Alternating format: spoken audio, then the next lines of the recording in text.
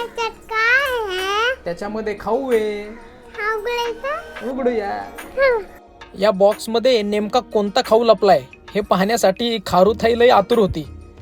अखेर त्यातून निघाले नाचणीचे लाडू, ओट्स लाडू, डिंक मेथी लाडू, बेसन मूग लाडू, ड्रायफ्रूट लाडू आणि हे गीर गाईचं तूप. एवढं सगळं पाहून लेक म्हणाली, पप्पा एवढे लाडू.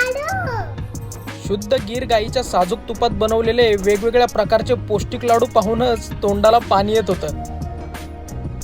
इकडे चॉकलेट सारखा दिसणारा नाचणीचा लाडू खारुताईला आवडला आणि डिंक मेथी लाडू खाऊन बायकोने अशी रिॲक्शन दिली. तुमचा देखील एखादा लघु उद्योग असेल, गृह उद्योग असेल, विशेष करून माझ्या बहिणींचा, तर मला नक्की कळवा. तसंही तुमचा दादा कधी कामाला यायचा आणि यासाठी मी कुठल्याही प्रकारचे चार्जेस घेणार नाही बरं का. तुम्हाला देखील साजूक तुपातील पौष्टिक लाडू मागवायचे असतील तर दिलेल्या क्रमांकावर नक्की संपर्क करा.